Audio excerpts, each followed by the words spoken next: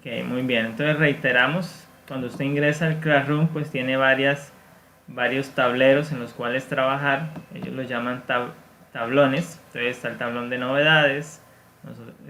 Para nosotros no perdernos, entonces son las pestañitas que tenemos aquí arriba. Entonces en la de trabajo en clases donde encontramos los contenidos de la materia. Para el caso de sociales, pues tenemos 4 ejes temáticos para trabajar, que están listados aquí al lado izquierdo. Para usted le aparecerán allí en su pantalla solo los que tenga contenidos en los que el profesor haya publicado. Los demás pues no les van a aparecer.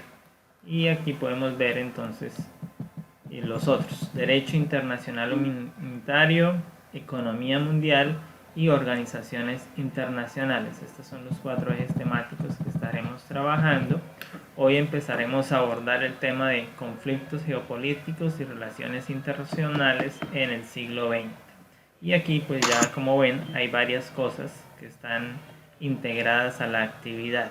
Es importante que usted ingrese, entonces le da clic allí y él se va a desplegar y nos va a permitir visualizar qué hay en cada una de las que aparecían resumidas. Entonces nos dice aquí que hay un documento que puedo descargar, que puedo consultar. Justamente es la presentación pues de la clase de hoy que vamos a usar. Usted las puede volver a ver, volver a repasar allí. Está esta tarea que debe realizar. Este es un trabajo de clase que deben organizarse en grupos de 3 y entonces desarrollar este taller, y para la entrega deben hacerlo según las normas APA. Ahí les dejé la Profe, guía. ¿ese es el trabajo de Sofía? Profesor, que sí puede hacer el favor de aceptar a José Daniel. José Daniel está perdido. Yo ya lo había aceptado. Ok, ahí vamos. Listo. Ya los aceptamos nuevamente. Yo tengo una pregunta. Dígame. ¿Los grupos los podemos armar nosotros? Sí, los grupos los arman ustedes. Les he dado esa libertad. Cuando yo los vaya a armar, entonces yo enviaré los documentos de manera individual a esos grupos. Por Profe, ahora, ustedes se organizan. Otra pregunta. Para crear un taller por Classroom resuelto, ¿cómo se hace? Como está viendo, yo ingresé aquí al tablero de trabajo, abro la actividad, así como acabo de hacer. En su vista de estudiante le van a aparecer aquí, a mano derecha, unas opciones para el envío. Si usted no ingresa a la actividad a la que es tarea, pues no le van a aparecer esas. Esas opciones no aparecen en las que son de contenido, como es este caso, ¿no? Aquí no hay que enviar nada, simplemente está un documento cargado, así que no van a aparecer esas herramientas. Pero aquí, en esta actividad, sí le deben aparecer las herramientas para la gestión del envío. De manera que a mí me va notificando aquí el contador cuántas personas, cuántos estudiantes han enviado. Profe, Dígame. el trabajo uno no se puede hacer solo. Si lo hace solo, es posible. Me pone más trabajo a mí y más trabajo para usted, porque el taller está siempre largo. Laura hace con todos. Y justamente esto es una modalidad pues del trabajo que es en la universidad. Es un trabajo colaborativo a través de las tecnologías. El uno hace una parte, le envía al otro, se lo regresa, revisan. Es justamente ahora que tenemos esta acción, pues ustedes están ganando en ese terreno esta experiencia. Entonces allí pueden practicar. Ahí al ingresar a la actividad nos dice que eso está para entregarse máximo el 7 de mayo. Así que tienen 15 días para la realización del proceso y el envío de ese documento. Y tienen estas otras 2 actividades también asignadas para realizar. La primera de ellas, la que tiene que ver con el documental Así fue el siglo XX, deben entregarla el 30 de abril y esta es de manera individual. Cada uno la hace. Y esta otra que es para el 7 de mayo, que es la película 1917, el análisis de esa película. Así que son actividades muy sencillas, verlas y luego escribir sus comentarios, sus apreciaciones según las indicaciones que se están dando allí. Eso es lo que tiene que ver entonces aquí con nuestro Classroom, y todos los envíos los hacen a través de la plataforma. ¿Listo? ¿Alguna pregunta? Profe, yo tengo otra pregunta. Señora. Sobre lo de las guías, tenemos que copiarlas en el cuaderno. Toman apuntes, no tienen que estar todo al pie de la letra. Eso es igual que en la clase. Usted ahora escucha cosas que yo voy a puntualizar, en las cuales hago énfasis, procure tomar esas notas. Por eso le digo, usted puede descargar la presentación a su computador, revisarla y de pronto ampliar, puede pegarla, cortarla, usted verá qué hace con ella. Porque este periodo sí tendremos exámenes, ya que Classroom nos permite hacer exámenes virtuales, entonces también programaremos más adelante exámenes. ¿Y cómo es aquí a la página donde si logra hacerlo, yo sé que en Silicon Valley hay muchos espacios dentro de la corporación que están disponibles.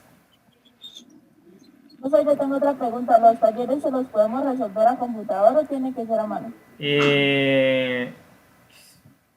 Allí están dadas las instrucciones. Por ejemplo, que dice que aplicarle normas APA, pues...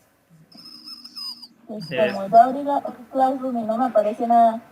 ¿Ya fue a la pestaña Trabajo en clase? No, ya. Sí, verdad. Es que el problema es ese, que no nos desplazamos, ¿no? De todas maneras, en novedades, cuando usted ingresa, me aparecen unas notificaciones. Y dice, mire, el profesor cargó esto, el profesor hizo esto, el profesor le anexó esta otra actividad. Ahí aparecen como notificaciones que van desde la más antigua publicada a la más novedosa, a la última que se publicó.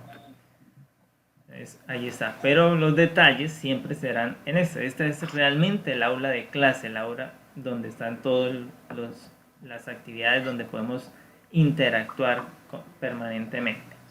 No, profe, tampoco me aparecen. Y ya lo reinicié.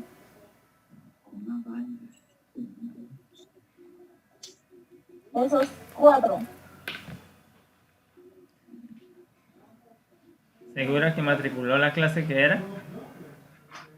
Pues obvio, ahí está su foto, dice filosofía y sociales. Bueno, ¿y está entrando a sociales? Pues estoy en sociales, ni modo. Bueno, eso debe aparecerle allá. De pronto algún problema que usted tiene ahí.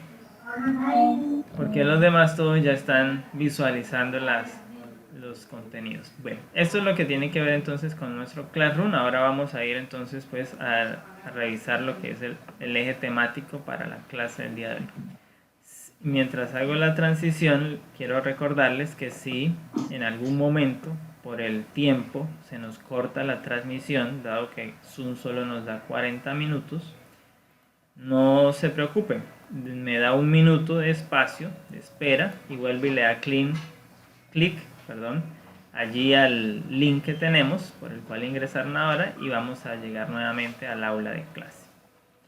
Vamos a continuar. Entonces tenemos aquí nuestra presentación de conflictos geopolíticos en el siglo XX. Estos conflictos son justamente, he destacado 5 de ellos, no son los únicos, hubieron más, pero son los más sobresalientes y los que involucran el mayor número de naciones, de estados o de pueblos en el mundo. Entonces, ¿qué es un conflicto geopolítico?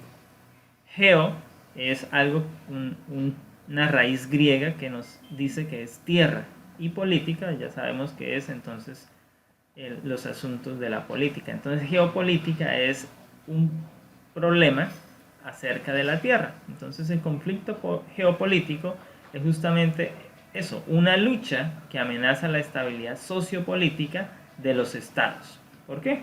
Porque cada estado tiene un deber: defender su territorio, defender sus fronteras, su soberanía, controlar todos estos aspectos pues, es su deber, es su responsabilidad. Y cuando otra nación empieza a invadir su territorio, viola la soberanía, entonces el Estado puede responder de manera agresiva, y es justamente lo que lleva entonces a tener un conflicto de carácter político entre esas dos naciones.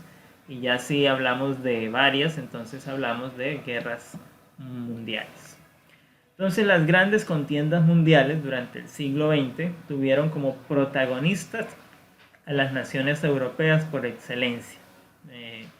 Son naciones que habían pasado de vivir una experiencia de colonización o imperialismo, donde ellos habían tenido territorios en otros continentes, y este periodo empezó a eclipsar, empezó a terminar, y esas naciones entonces empezaron a conquistarse entre ellas nuevamente, y eso es lo que genera entonces los conflictos nuevamente internacionales del siglo XX. Entonces hay que tener en cuenta que para cada uno de esos conflictos pues hay unos eventos antecedentes o antecesores que ocurrieron previamente.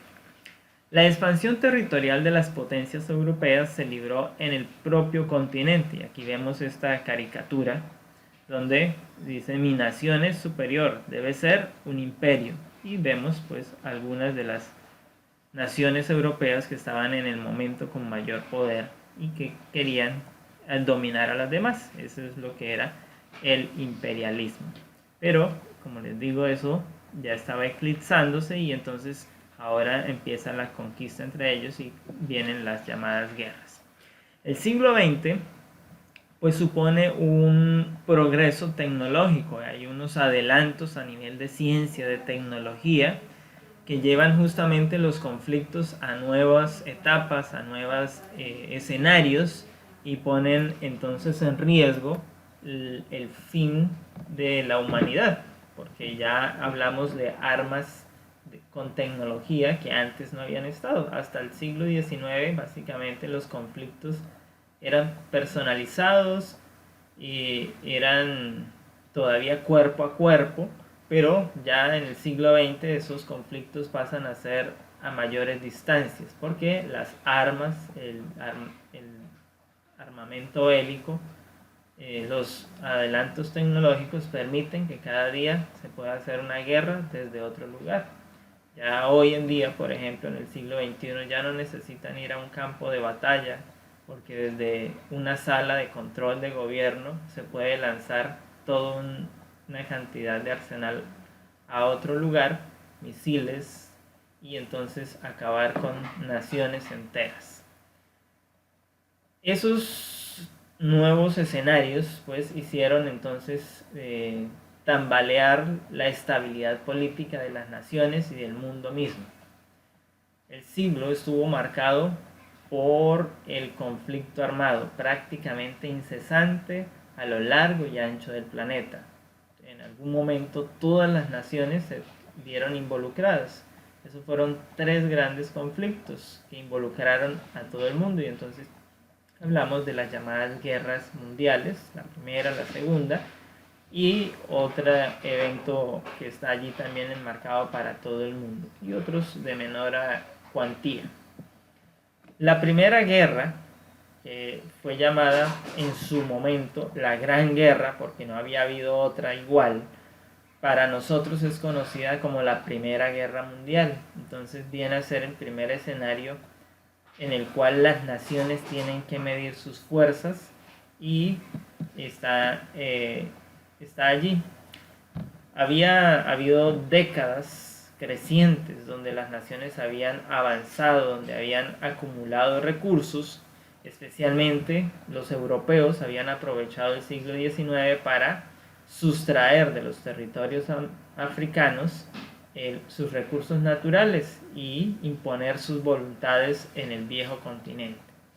La Gran Guerra, que estalló en el 1914, pues cambió ese panorama, hizo que todo tuviera que replantearse y que tuvieran que atrincherarse para ir entonces a una guerra, a una confrontación de naciones.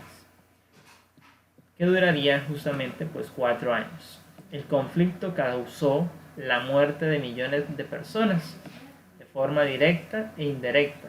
Obviamente indirecta se refiere a aquellos que mueren de hambre, aquellos que mueren no porque están en el frente de batalla, sino que mueren como efecto colateral de las crisis que se generan por la guerra, lo que hoy está viviendo el mundo, ¿no?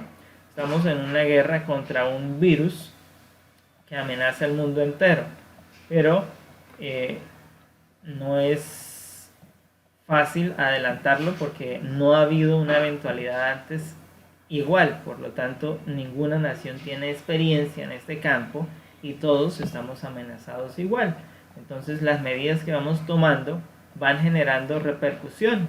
Hoy sabemos que la economía del mundo está colapsada y que eso va a generar grandes problemas en el plazo mediano. Y ya algunos lugares del mundo con menos poder adquisitivo, con menos poder de financiar sus instituciones, pues ya están en quiebra, ya están afrontando hambre y muchas personas empezarán dentro de pocos días a morir justamente por eso. Ahora que Estados Unidos ha decidido desfinanciar la ONU, es decir, no hacer sus aportes a la ONU, que representan cerca del 20% de los aportes mundiales a la ONU, quiere decir que los programas de alimentación mundial que ésta realiza para acompañar a las naciones vulnerables, pues se van a ver afectados y esas naciones van a dejar de recibir su ayuda y por ende entonces si no hay comida los pueblos van a empezar a perecer. Son efectos colaterales de una guerra. Entonces dentro de la primera guerra hubieron esos efectos y muchos murieron de manera indirecta.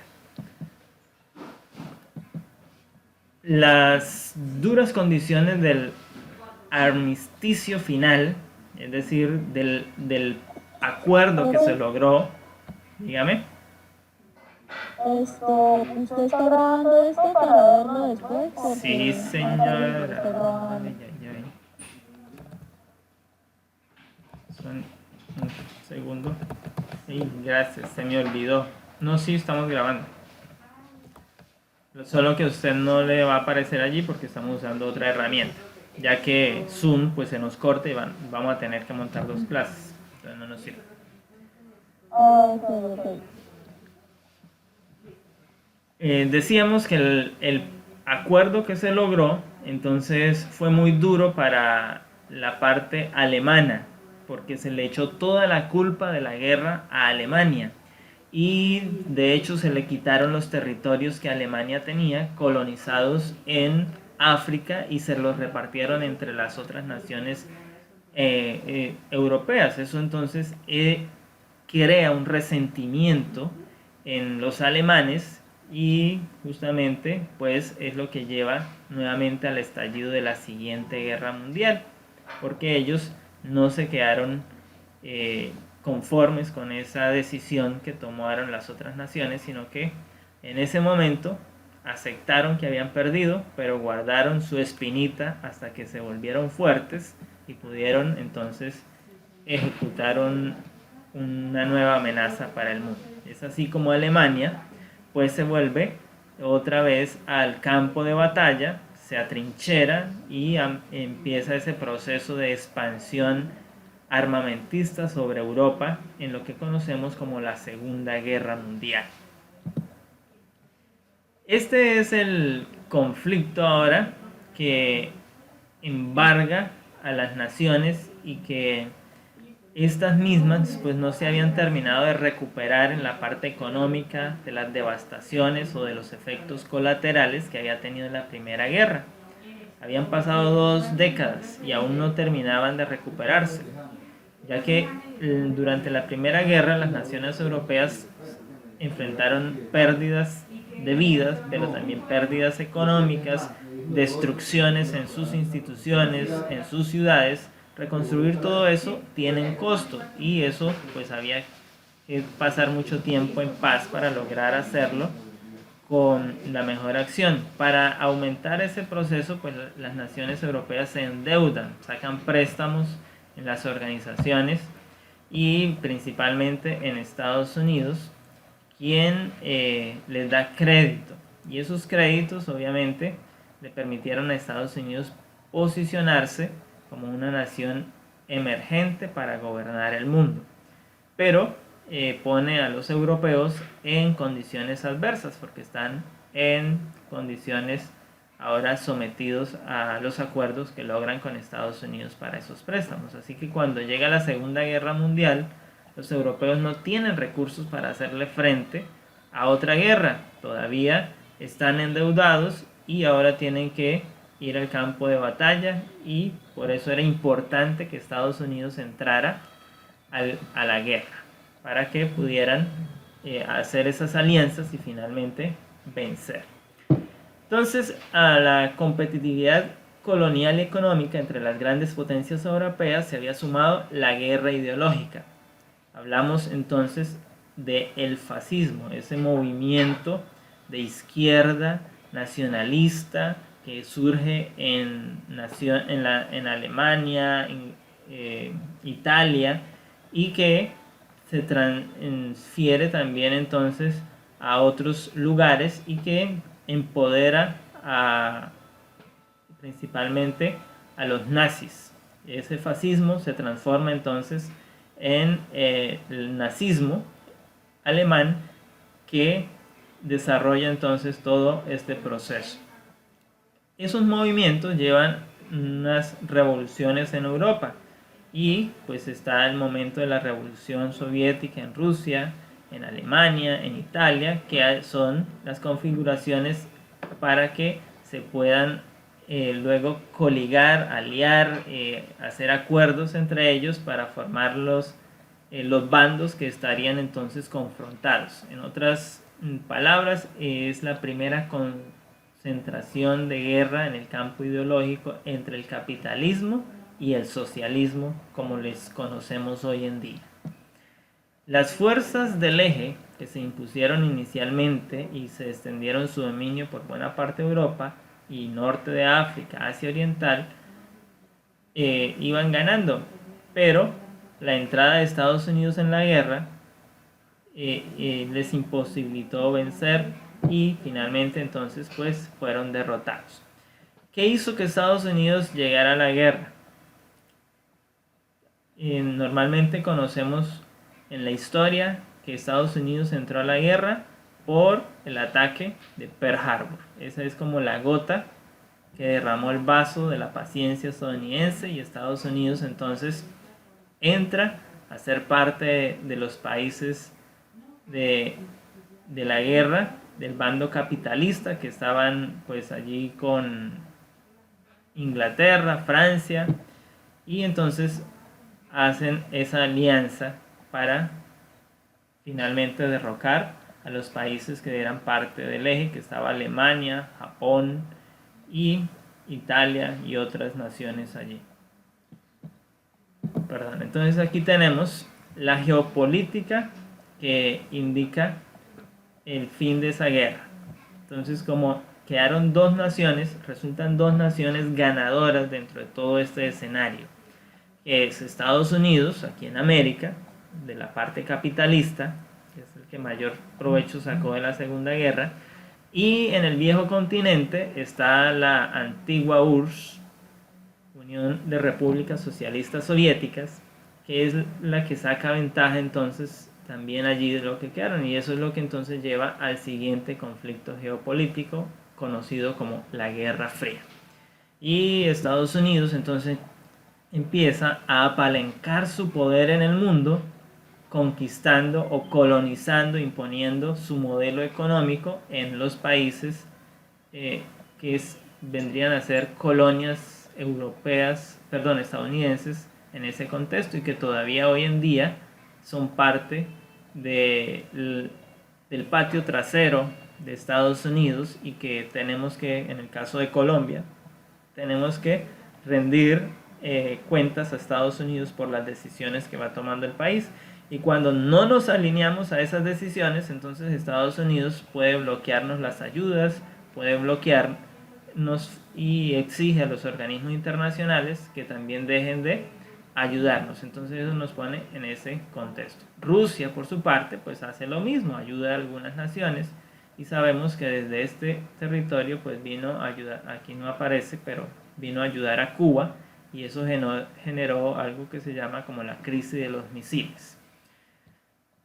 Esta Guerra Fría entonces involucra a millones de personas muertas y desplazadas de hogares. No se disparó un arma durante todo ese conflicto, pero fueron muchos los millones de personas que murieron a causa de la Guerra Fría. ¿Por qué?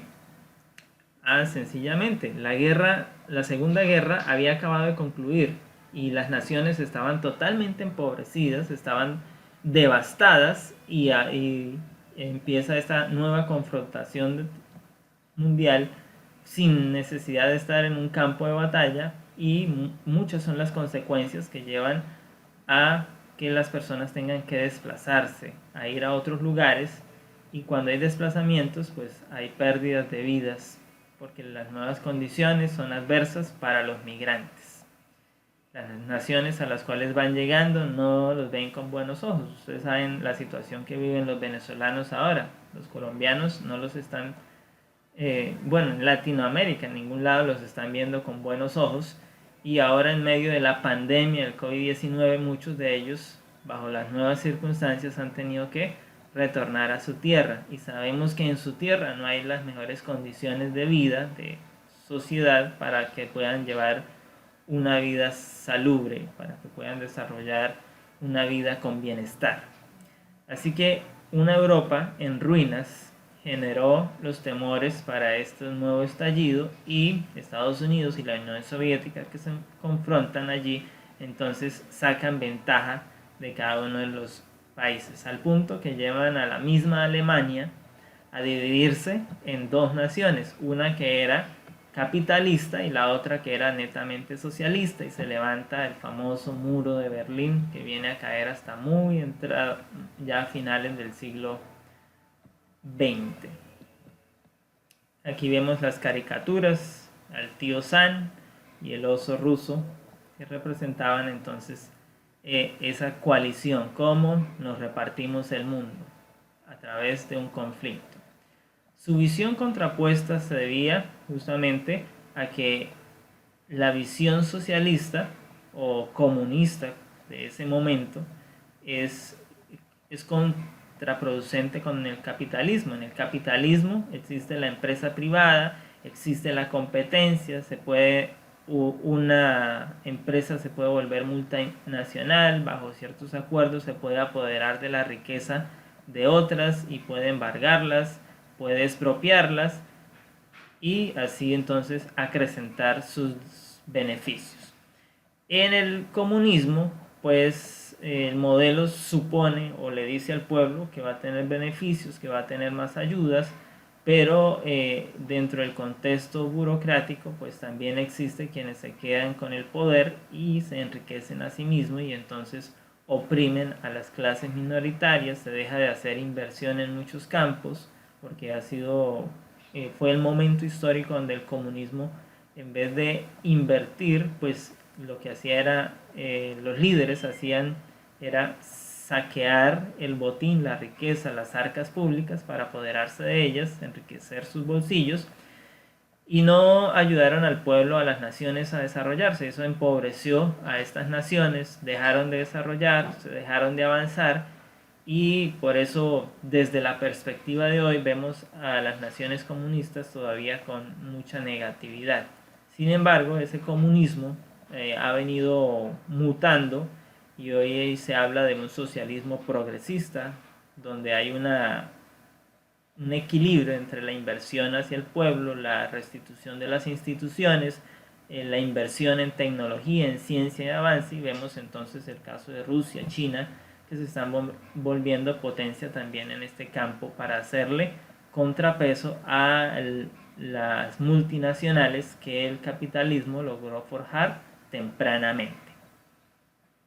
Se hacen desarrollos que sorprenden al mundo. Durante la Segunda Guerra Mundial, pues tenemos un arma que nunca antes se había usado, que era la arma atómica, y que se hace justamente la bomba atómica.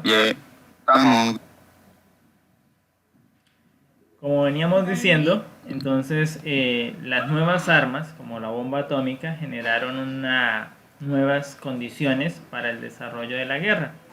Y es lo que marca justamente quién gana la Segunda Guerra Mundial. Estados Unidos usa la bomba atómica contra Japón y hace estallar dos bombas atómicas, una en la ciudad de Nagasaki y la otra en Hiroshima, de manera que Japón no le queda otra opción que rendirse, porque ante tal fuerza descomunal, pues ellos entienden que ya tienen todo perdido.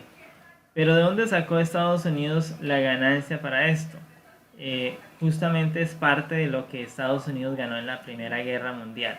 Durante la Primera Guerra Mundial, Estados Unidos, al invertir, al apoyar la guerra, pues conquistó saberes científicos y llevó muchos de las ciencias desarrolladas por los alemanes al territorio estadounidense, patrocinó muchas nuevas investigaciones. Ustedes recordarán que en estos días el presidente de Estados Unidos ofreció varios millones de dólares para comprar la patente de la vacuna del COVID. Pues fue algo muy similar lo que hizo allí al terminar la Primera Guerra, que compró a los intelectuales, y entonces con ese nuevo desarrollo, con esa adquisición, es que logró tener este desarrollo de armas y poder entonces conquistar finalmente el mundo y propulsarse como la nación hegemónica que hasta el momento se ha mantenido en un poder armamentista. Estados Unidos no sería lo que es hoy sin su poder militar. El conflicto armado se desplazó a terceros países. ¿Qué significa hegemónica? Que gobierna estás por encima de los demás. Hay que leer el diccionario de vez en cuando. Decíamos que entonces ahora el conflicto se traslada a los terceros países. Es decir, ya nos va a los campos de estas batallas, de estas naciones que están en conflicto, sino que en otros lugares del mundo que están en disputa por las mismas naciones es donde se van a adelantar los conflictos, de manera que se va a las periferias. África, Centroamérica, el sudeste asiático, Oriente Medio, es los que ahora empiezan a ser el escenario de las guerras. Y justamente uno de esos primeros escenarios que tenemos es el reparto que hacen Estados Unidos y Rusia, bueno, en ese momento la Unión de Repúblicas Socialistas Soviéticas, de la península de Corea, que hasta el día de hoy Corea sigue dividida entre el norte, que es socialista, y el sur, que es capitalista. Ellos se las repartieron y eso generó pues un conflicto más que involucra a varias naciones en ese desarrollo. Y entonces se genera lo que se conoce como la Guerra de Corea. Una guerra donde Estados Unidos le pidió a sus aliados, a las naciones que están relacionadas con él, que enviaran batallones para pelear allí. Tanto así que Colombia, como aliada de Estados Unidos, tuvo que enviar un batallón, un contingente de soldados colombianos, que no eran estadounidenses, que no eran coreanos, que no eran rusos, para ir hasta Corea y ser partícipes de la Guerra de Corea. El conflicto causó entre 1950 y el 53 más de 3,5 millones de muertes. Nunca se firmó un tratado de paz, por lo tanto la guerra se ha extendido en el tiempo hasta el día de hoy, y sabemos que hoy el norte, Corea del Norte, gobernada por Pyongyang, pues mantiene un pie guerrerista, anda desarrollando ahora armas nucleares y constantemente le hace guiños a Estados Unidos de que está listo para confrontarse si así se quiere. Esto es un riesgo constante y permanente que tenemos entonces desde el 53. El enfrentamiento entre el capitalismo y el comunismo fue lo que dio origen a esa guerra. Y posteriormente, ya en la década de los 90, entonces otro escenario es la guerra del Golfo, que también involucra entonces naciones que no era Estados Unidos, que no era Rusia, pero que están ellos confrontados allí, el bloque capitalista versus el bloque socialista. Y la guerra del Golfo es el conflicto armado que paraliza el mundo. En 1991, la coalición de 34 países liderados por Estados Unidos enfrenta una corta guerra con las fuerzas de Irak que del dictador Saddam Hussein. Y finalmente conocemos el relato histórico de que Saddam Hussein pues es apresado y es ejecutado y es dado de baja, y entonces allí hay muchas cosas que Estados Unidos se quedó con parte de las ganancias petroleras de esas tierras, y sus multinacionales empezaron a extraer el oro negro de esas tierras. La guerra del Golfo, a veces llamada la primera guerra del Golfo, porque ya en el siglo XXI se desarrolla otra guerra, es decir, la del 91 no fue suficiente, las tensiones siguieron allí y se lleva a otra guerra ya entrado el siglo XXI, porque sigue habiendo ese debate emergente de nuevas naciones, de nuevas potencias allí, porque las naciones empiezan a ver que si extraen el oro y hacen su propio proceso, pues salen ganando y van también a tener posibilidades de inversión. Entonces aparecen otros estados como Kuwait, Irán, que empiezan a desarrollar, y hoy conocemos que Irán es una nación petrolera que está siendo cercada por Estados Unidos, que Estados Unidos le tiene unos vetos económicos y que le impiden vender el crudo que ellos extraen a otras naciones. Justamente esa es la manera en que Estados Unidos controla el mundo. El 2 de agosto de 1990, las tropas iraquíes invadieron Kuwait. Como respuesta, los Estados Unidos, en la coalición liderada, da orden a la ONU para atacar en el 28 de febrero. ¿Y qué es lo que atacan? Pues las refinerías petroleras, los pozos petroleros.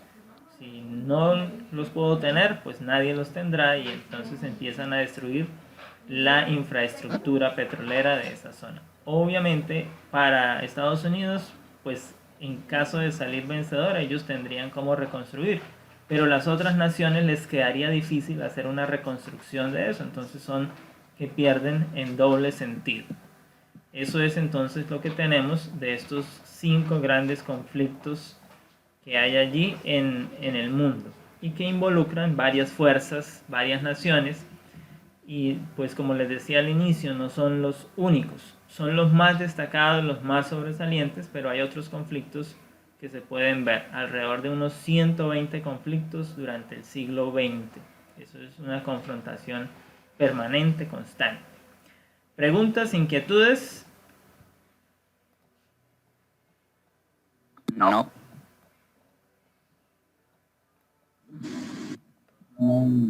Otra pregunta. Señora. ¿Usted sube las diapositivas o solamente sube el video? Paula, vemos que se desconectó. Eso lo explicamos al inicio, entonces vuelvo y le reitero. Usted va al Classroom, y allí en Classroom usted encuentra que usted ingresa a la clase de sociales y llega a esto, que es el tablón de novedades. Pero para ver los detalles de la clase tiene que ir aquí a algo que dice trabajo en clase. Aquí en trabajo en clase están los contenidos, los videos, los talleres, todo tal cual. Esto lo explicamos al inicio de la clase. Vemos que algunos ingresan y se están volando de la clase.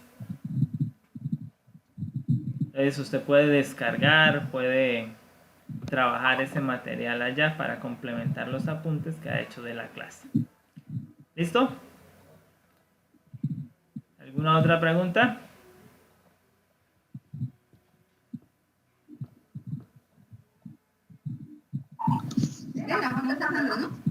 repetir la pregunta que está demorado?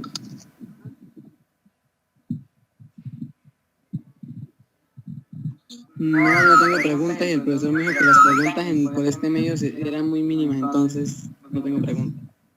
Hay que hacerle caso. Bueno, chao.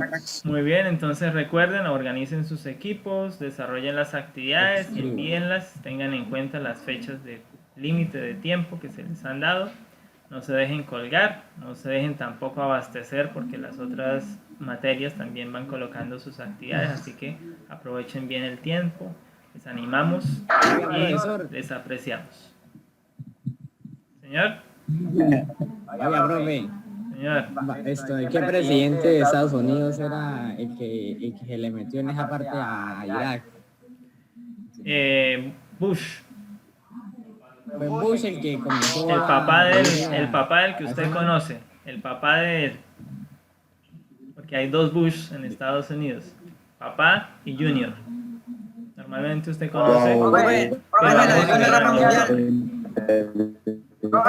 Señor. La Segunda Guerra Mundial fue que Estados Unidos le mandó esa bomba a Japón y lo volvió a... Sí, señor. Oiga, profe. Dígame.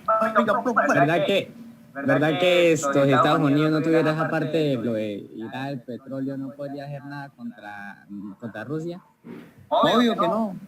Pues eso se decía hasta hace algún tiempo. Estados Unidos tiene las mayores reservas de petróleo y muchas de ellas ha empezado a explotarlas. Justamente ahora que el petróleo está bajo, pues él no va a explotar, él va a comprar. De hecho, Trump autorizó la compra para llenar las reservas estadounidenses, porque dijo, es el momento de comprar, no es el momento de vender, ya que el mundo... ¿Cuál cree usted que es el destino de Colombia? Oiga, profesor, ¿verdad que Estados Unidos ya tiene la cura? Si la tiene o no la tiene... Mentira. Si la tuviera ya la hubiera usado para revertir los efectos y empezar a ganar. Esa man no le importa si muere gente. No, lo que están tratando de hacer es eliminar la sobrepoblación, ¿no? Recuerden que, ¿verdad que para que el mundo sea sostenible solo necesitamos 500 millones de habitantes. Así que hay que eliminar 7.000. Igual, sí. La economía primeriza ante todo. Bueno, jóvenes, Ya son las 10. nos veremos. Feliz día. Que tengan la bendición de nuestro Padre Celestial. Que Dios les guarde. Chaito. Hermano, ¿hay tarea o algo así? Claro.